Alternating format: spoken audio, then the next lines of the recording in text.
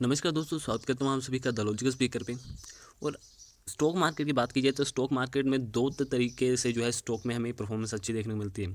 First ये कि अगर उसका रिजल्ट आए और उसका फाइनेंशियल जो सिचुएशन है कंपनी की वो काफ़ी बेहतर हो और रिजल्ट के बाद और बेहतर हो जाए, या उम्मीद हो कि इन फ्यूचर जो है काफ़ी बेहतर होने वाली है, तो इस केस में जो है हमें शेयर में काफ़ी ज़्यादा तेज़ी देखने को मिलती है। साथ में अगर दूसरा सिचुएशन बात की जाए तो उसमें है न्यूज़ बेसिस पे, कि न्यूज़ में है कि कंपनी को कोई कॉन्ट्रैक्ट मिला है तो उसमें जो है तेज़ी देखने को मिलती है, या कोई भी छोटा मोटा कॉन्ट्रैक्ट मिल जाए, बड़ा कॉन्ट्रैक्ट मिल जाए तो तेज़ी देखने को मिलती है। पर दोनों ही केस में एक अलग सिचुएशन एक खड़ी हो जाती है। अगर फर्स्ट वाले केस में देखा जाए तो वहाँ पर फाइनेंशियल मजबूत हो रहे हैं कंपनी के, इसलिए जो है शेयर प्राइस बढ़ रहा है, जो कि अच्छी बात है। पर दूसरे केस में देखा जाए तो न्यूज़ बेसिस पर जो है शेयर प्राइस बढ़ रहे हैं, जो कि एक मैनिपुलेटिव न्यूज़ लगती है। ठीक है, तो जो मैनिपुलेटिव न्यूज़ की वजह से जो शेयर में तेज़ी आती है, उस शेयर को हमें कभी नहीं खरीदना चाहिए, क्योंकि वो जब तक न्यूज़ है तब तक ही जो है उसमें मोमेंटम देखने को मिलता है और फिर जो है शेयर वो गिर जाता है। तो बात करेंगे आज सुजनोला एनर्जी के बारे में और जानेंगे उसके पीछे कारण कि क्यों 2 दिन से जो है उसमें अपर सर्किट लग रहे हैं।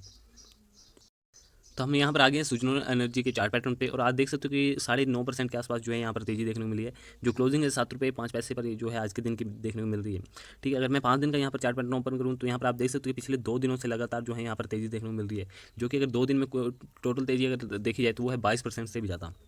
ठीक है, तो क्या इसके पीछे कारण रहे हैं कि जो है इसने 22% का एकदम से ही 2 दिन में जे जंप लगा दिया।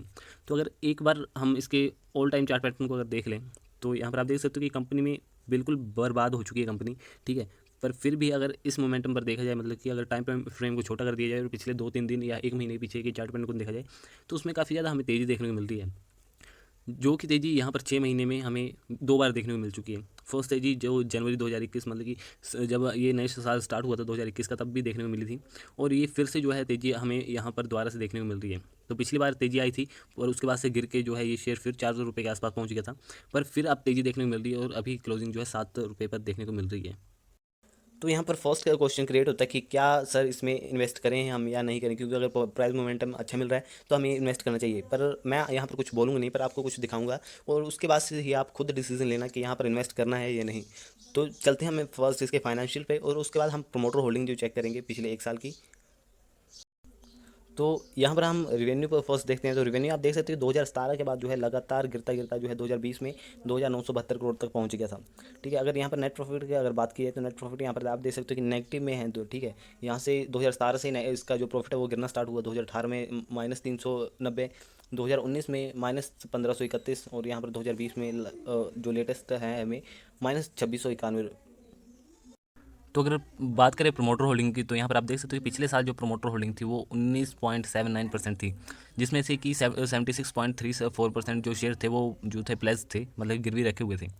इस साल की अगर बात की जाए तो 17.17% का जो है प्रोमोटर होल्डिंग बच चुकी है, और जो प्रोमोटर के जो प्लेजिंग है वो बढ़कर जो है 88.54% हो चुकी है। तो यही देखने वाली बात होती है कि प्रमोटर का यहाँ पर प्लेजिंग, मतलब कि गिरवी रखते जा रहे हैं शेयर। देखो अब जो है 88.54% जो है गिरवी रख चुके हैं ऑलमोस्ट। तो यही निशानी होती है कंपनी में कि कभी इन्वेस्ट नहीं करना चाहिए, चाहे प्राइस एक्शन कैसा भी हो उसका। ठीक है, तो यहाँ पर अगर रिजर्व देखा जाए कंपनी के, तो 2018 में -8,000 का रिजर्व था, 2019 में ये -9,500 का हो गया, और 2020 में अगर देखा जाए तो -12,000 का हो गया। ठीक है, तो यहाँ रिजर्व नेगेटिव में चल रहे हैं। अगर ये पॉजिटिव में भी होते ना, तभी हम मानते हैं कि हाँ कंपनी में कुछ स्ट्रेंथ बची हुई है, पर ये ऑलरेडी नेगेटिव में चल रहे हैं रिजर्व भी। तो फर्स्ट थिंग कि ऐसी कंपनी में तो कभी इन्वेस्ट करना ही नहीं चाहिए, क्योंकि ऐसी कंपनी में अगर प्राइस एक्शन हो रहा है तो वो किसी न्यूज़ बेसिस पर हो रहा होगा। तो चलते हैं फाइनली उस न्यूज़ पर कि किस न्यूज़ की वजह से जो है हमें 2 दिन से जो है अपर सर्किट देखने को मिल रहा है, 22% का की शेयर में उछाल देखने को मिल चुकी है हमें। तो यहाँ पर आ गए हम न्यूज़ पर, और आप देख सकते हो कि जो सुजलोन एनर्जी है उसने को ट्यूसडे वाले दिन जो है 252 मेगावाट का एक विंड पावर प्रोजेक्ट जो है मिला हुआ है सीएलपी की तरफ से, जो कि गुजरात में लगेगा। ठीक है, तो गुजरात के लिए जो है इस कंपनी का चयन हुआ है, किसके लिए, 252 मेगावाट के एक विंड पावर प्रोजेक्ट के लिए। तो जिस न्यूज़ की वजह से जो है हमें कंपनी के शेयरों में तेज़ी देखने को मिलती थी। ट्यूसडे की न्यूज़ आई, और ट्यूसडे वाले दिन भी थोड़ी सी हमें तेज़ी देखने को मिल रही थी, और ट्यूसडे के बाद भी जो है हमें तेज़ी देखने को मिल रही है आज तक। साथ में अगर बात की जाए कि कंपनी इसमें क्या करी, तो कंपनी ने 120 यूनिट का जो है यहाँ पर S120 और S140 million wind turbine generator है जो कि हाइब्रिड लैटिस ट्यूबुलर टावर, मतलब कि ये उनका अपना डिज़ाइन मॉडल है एक विंड टर्बाइन का या विंड पावर प्रोजेक्ट का, तो वो इंस्टॉल करेंगे। ठीक है, तो उसकी रेटेड कैपेसिटी कितनी है, 2.1 मेगावाट ईच है। तो यहाँ पर हम कह सकते हैं करीब 100 से 150 उनके जो है ये प्रोडक्ट लगने वाले हैं, जिसकी वजह से ये तेज़ी देखने को मिल रही है। साथ में ये सुजलोन एनर्जी ने जो है इसको बताया भी है अपने एक्सचेंज में और नोटिस दिए भी हुआ है एक्सचेंज में।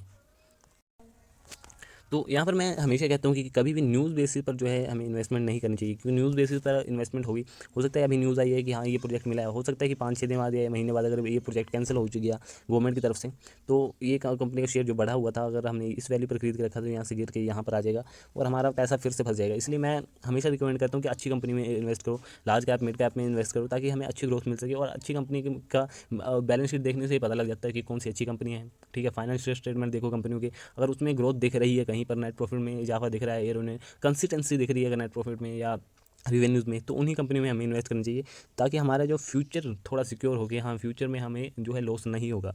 इस बात की अगर गारंटी किसी कंपनी में मिलती है, हालांकि पूरी गारंटी नहीं होती। ठीक है, अगर रिलायंस में भी अगर आप पैसे लगाते हो सकता है कि आपका 1 से 2 साल तक पैसा एक ही जगह पर फंसा रह जाए, पर उसके बाद उससे जो तेज़ी आएगी वो हमेशा ही जो है रिलायंस का शेयर इसीलिए महंगा है क्योंकि वहाँ पर जो है काफ़ी ज़्यादा उस शेयर की डिमांड है।